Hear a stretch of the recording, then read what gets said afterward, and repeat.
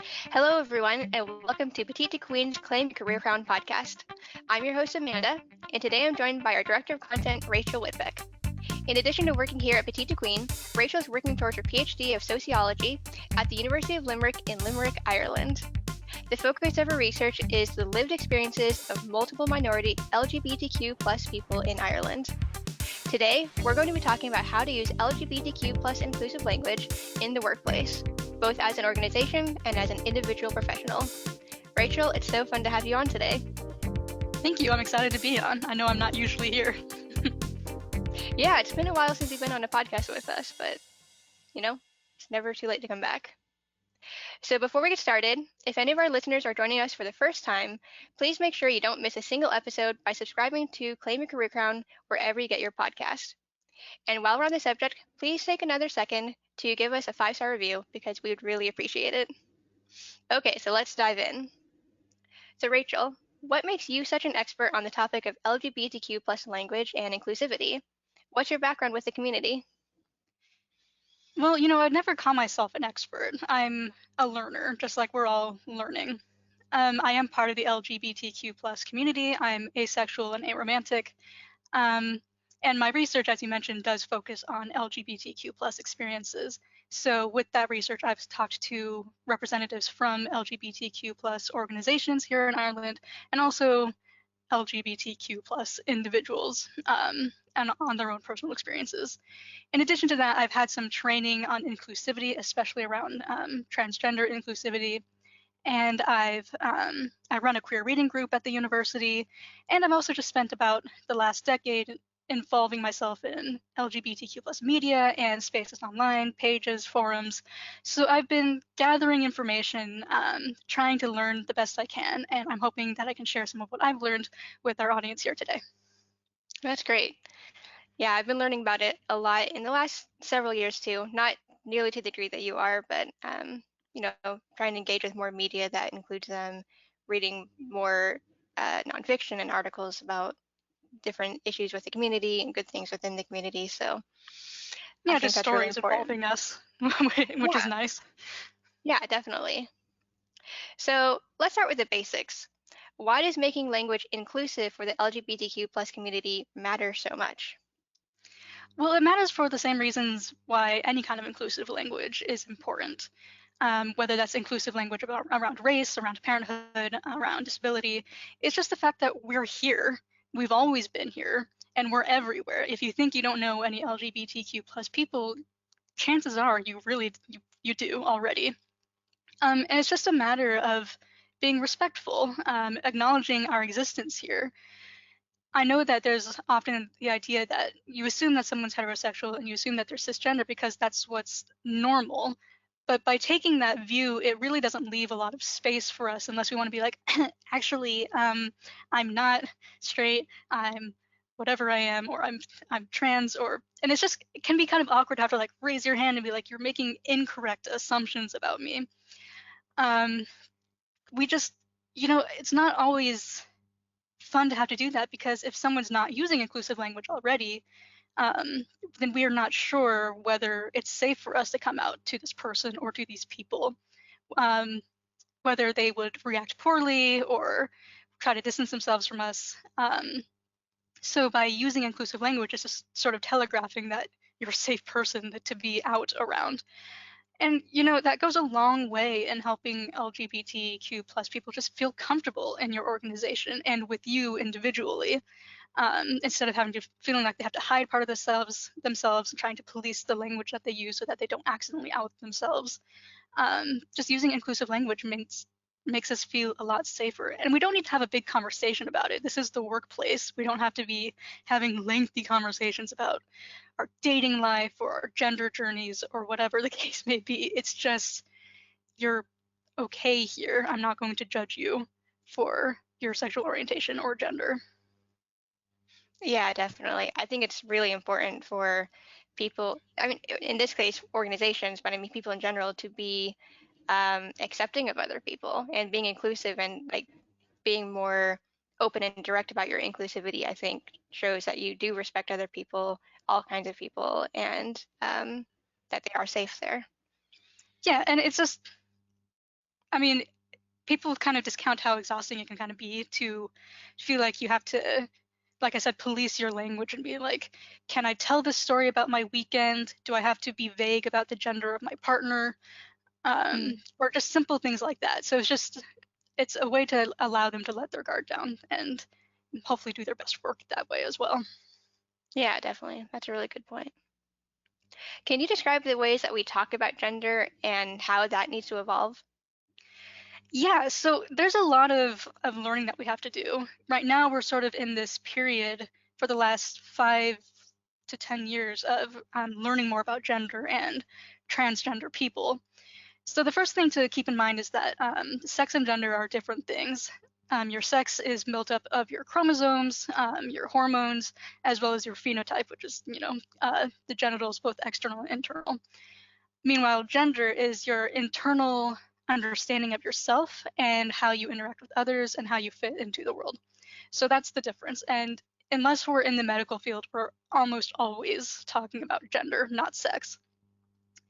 Transgender is an umbrella term that just covers anyone who doesn't identify as a gender that aligns with the sex that they were assigned at birth. So if you're cisgender, then like I'm cisgender, I was assigned female at birth and I identify as a woman. So transgender would be if I was anything other than a woman, even though I was assigned female at birth. So you have trans men and trans women, and it's important to keep in mind that there's a space there. It's trans men and trans women. Trans is an adjective. So that's why we have that separation there. It's not trans man, one word. Hmm. So underneath transgender, beyond transgender umbrella, there's another umbrella, smaller umbrella, which is non-binary, which covers anyone whose gender is not man or woman. It can be somewhere in the middle. It can be completely outside of that. You have agender, gender fluid. Some people simply identify as non-binary. So those are the kinds of terms that you need to use. And there's a lot more that we could get into here, but I don't want to. But I do want to focus on the topic at hand, which is how to be inclusive in the workplace. So there are a few different ways that you can put this into practice. And it all really comes down to not assuming anyone's gender. Just because a person looks a certain way, you might be inclined to assume that they're a man or a woman or non-binary. But it's just leaving space for them to tell you what they are, if they want to. So gender neutral language can be simple things like saying, okay, sorry, there's a bit of a struggle here. So gender neutral language can be something simple like using they, the singular they. I know that a lot of grammarians, especially slightly older grammarians, tend to take issue with that. They think it's grammatically correct to say him or her or his or hers, but we've been using the singular they in English for literal centuries. It's not a new concept, and we use it every day in our speech, and it's correct to use in writing as well. So you can, when you're talking about a person and you don't want to identify their gender, or you don't know their gender, or their gender is not really relevant, you can use they. They are a good worker. They are heading out of the office now, so if you want to go catch them, got to do it now. Simple things like that. And anyway, his and hers and him or her, it's just really clunky. It's not a comfortable thing to say.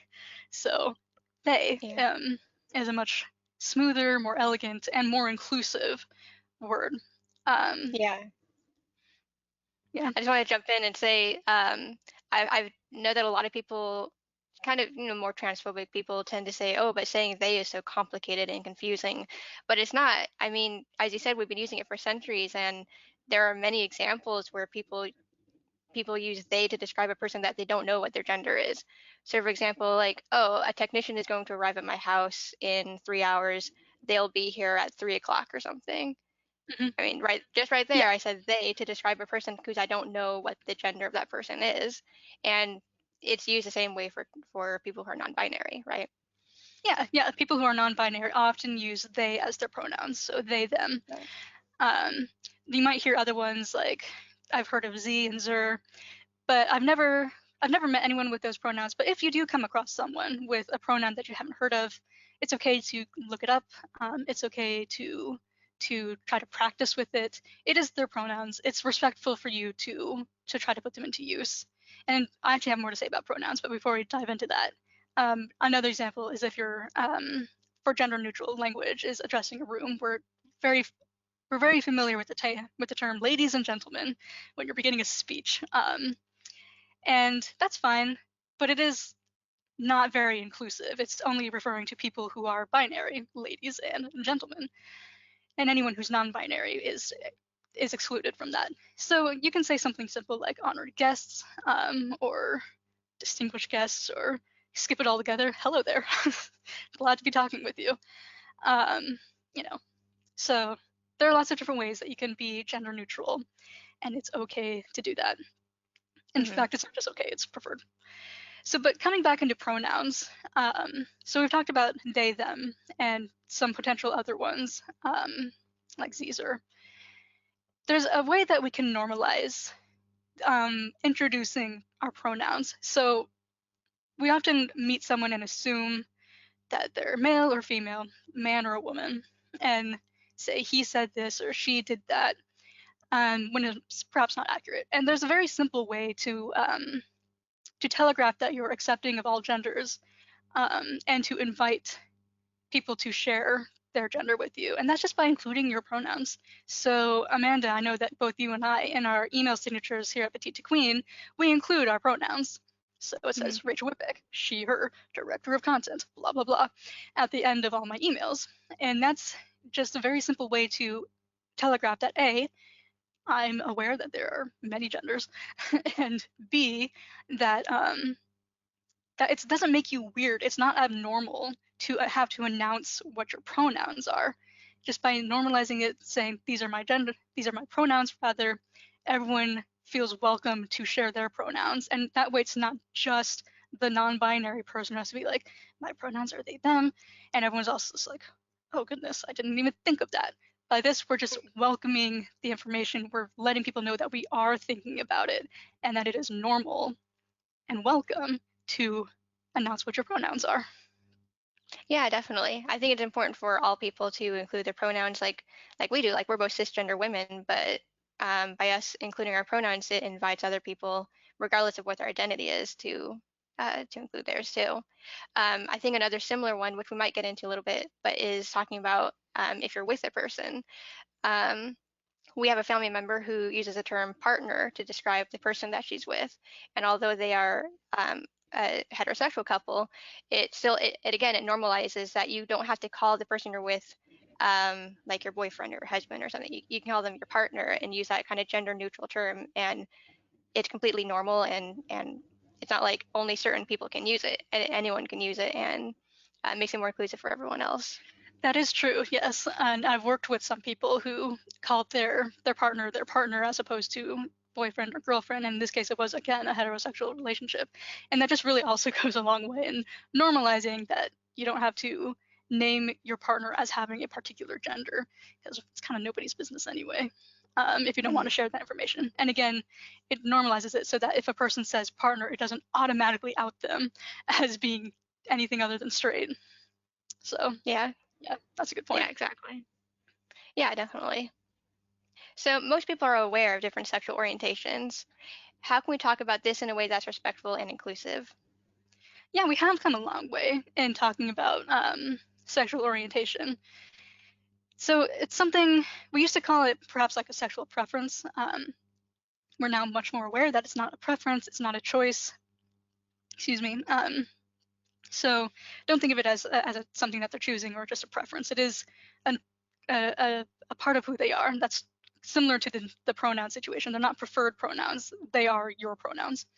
It's not optional. So, right. But moving beyond that, most of us know that by now because, as you said, we have come a long way. So I think just when you're talking to people in the workplace or outside of the workplace, you don't have to assume that they're straight. You don't have to walk up to a woman and ask if she has a boyfriend, or, I mean, you shouldn't do that anyway. But right. And like, you don't have to assume those kinds of things. It can make things a little strange. So don't just assume that somebody's straight until they tell you otherwise. don't assume anything because you have no idea what their orientation is. And also, when somebody does come out to you one way or another, they mention having a partner of the same gender or a non-binary gender, don't act shocked when they tell you that they're gay or bisexual or anything, or I'm asexual. That can get some surprising responses.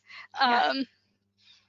So don't be shook when somebody says that they're anything other than straight. It's like, I'm sorry. That makes it feel a little weird. You also don't have to overcompensate and be like, oh well, we love the gays, or I have lots of gay friends. It's fine. We're just people. So if you don't make the assumption, then you're not going to be shocked. So it all kind of goes together. And my third point is to believe a person when they tell you something like this. So I mentioned twice now, this is the third time, just in case you haven't picked it up, I'm asexual.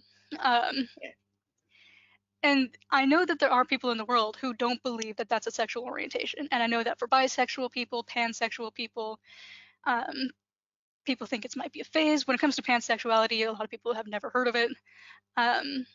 If you're not familiar with the sexual orientation, then, just accept it. When somebody tells you what they are, believe them. And even if you don't believe them, even if in the back of your mind you're thinking, I don't think that's a sexual orientation, first I encourage you to do some research.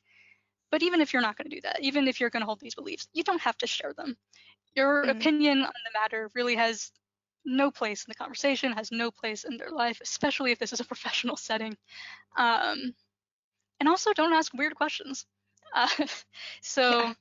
It's funny because straight people don't have these conversations thrust upon them all the time about like who they date and like what there are a lot of sexual questions that can come up. And if you're talking to a transgender person, there's a lot of questions about their genitals.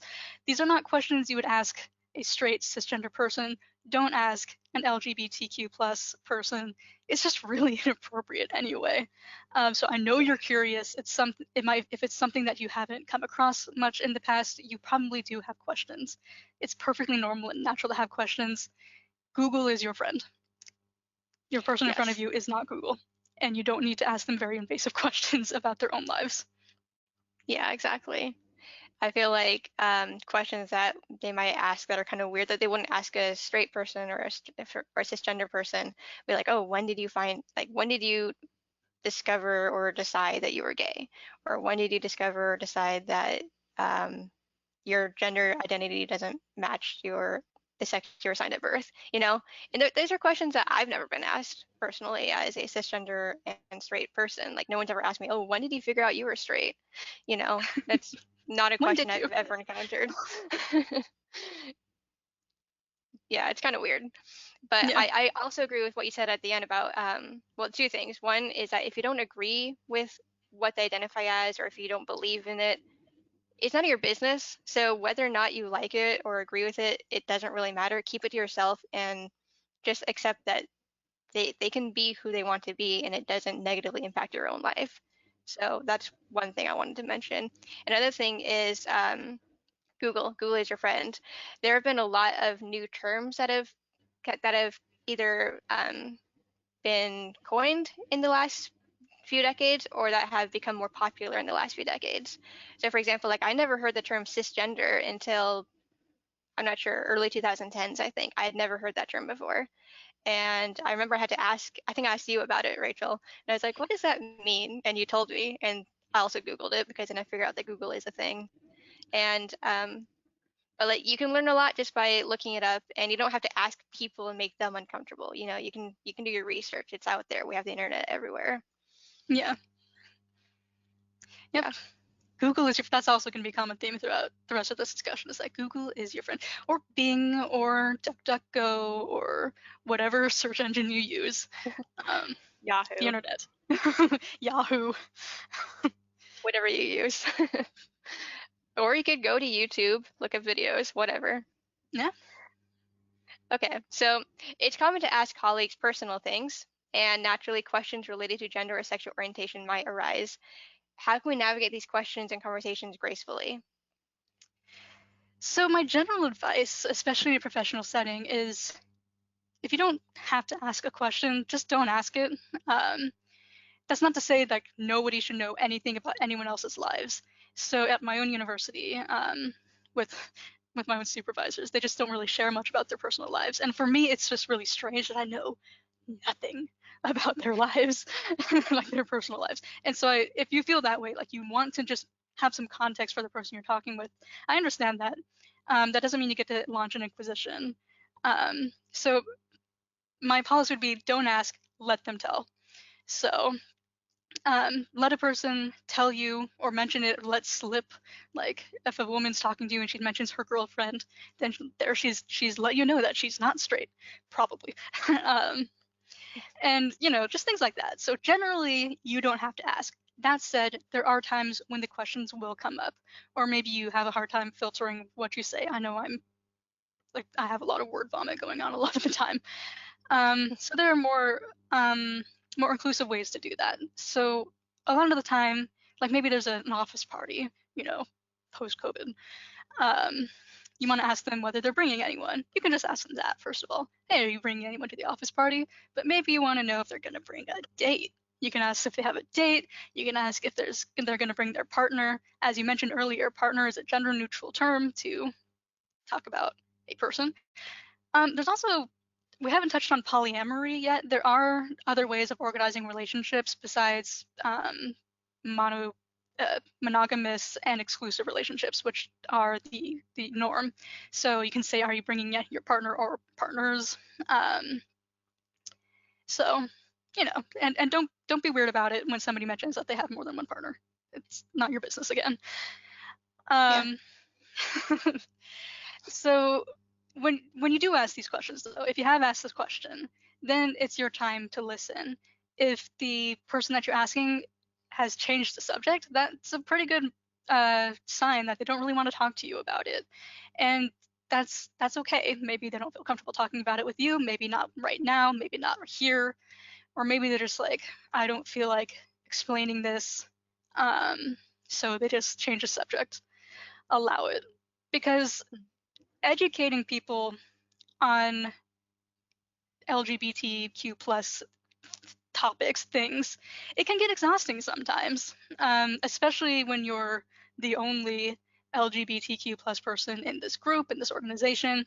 Then you're kind of the token person, and you're also the go-to resource. It's like, is this inclusive? How should I say this? Is this a thing? And it's just, a lot of the times, most of us are happy to answer. We welcome the questions, but it is also exhausting because we're not search engines. We are actual human beings. We are more than our sexual orientations and our genders. And it's just, and we also don't know everything about everything. I'm asexual, aromantic, and cisgender. I am not an expert on anything outside of those categories, those labels, and I'm not even really an expert of those labels. Right.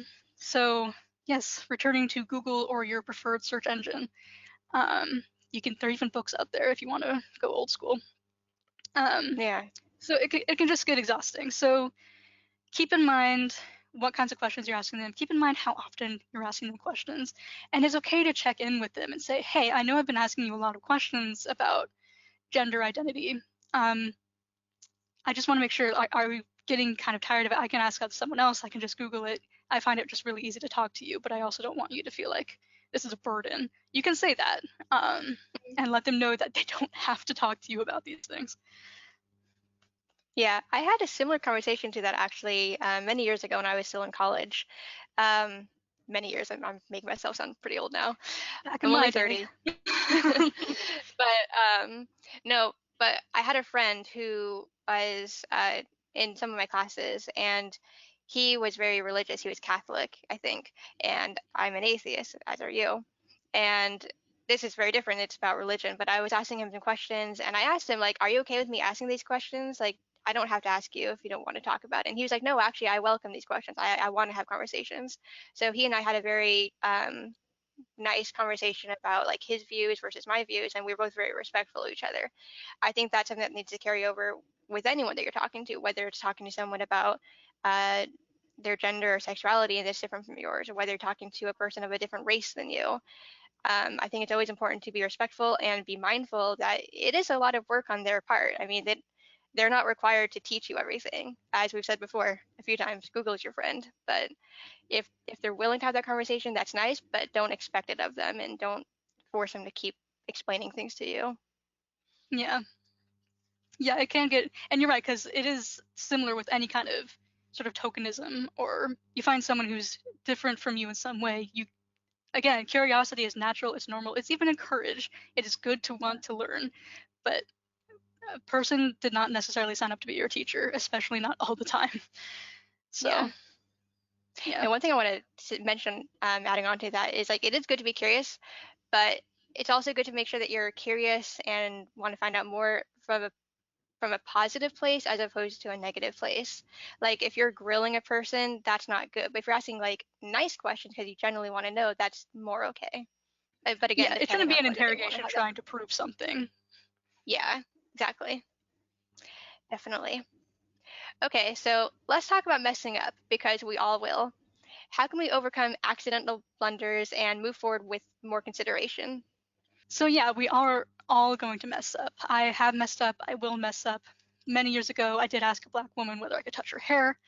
I know now not to do that. And I know that's not the same as sexual orientation or gender, but we have been discussing a lot of overlap and inclusivity there. So I've since learned that that is not an okay thing to do. So she's probably not listening, but if that woman is listening, I apologize. Um, More recently, I did misgender a friend of mine, and I know their gender, I know their pronouns, but for some reason, my brain just slipped and used the wrong pronoun. My bad. And it can be really embarrassing. And especially if you're fighting against some old habits, I know it can be so, so hard.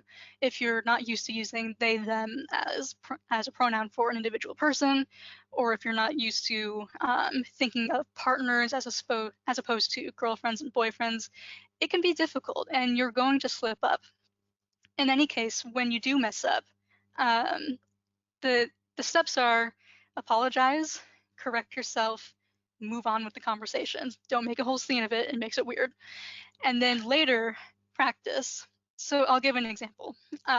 Let's say I'm talking to my friend Tony, who is non-binary. They use they, them. Or maybe I'm talking about Tony. So I'm saying, yeah, Tony's pretty great. He did this. Sorry, they did this. And then move on. That's how you would do it in the conversation.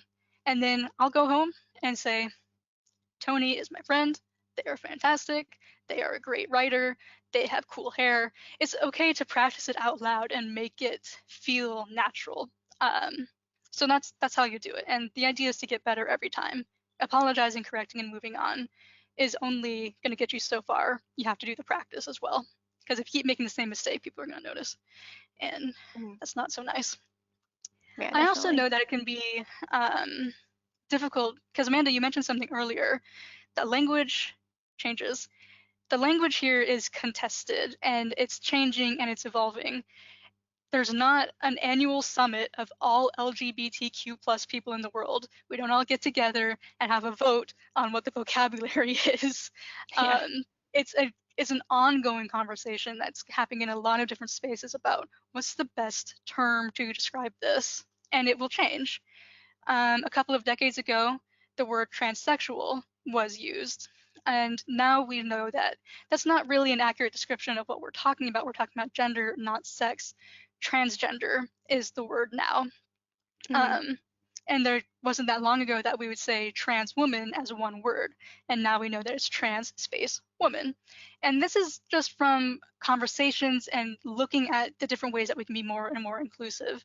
And I know that it can be frustrating. You'll use a word that you think is correct because it was, but then someone will stop and correct you, say, actually, you should be saying this now. And I know that that's frustrating.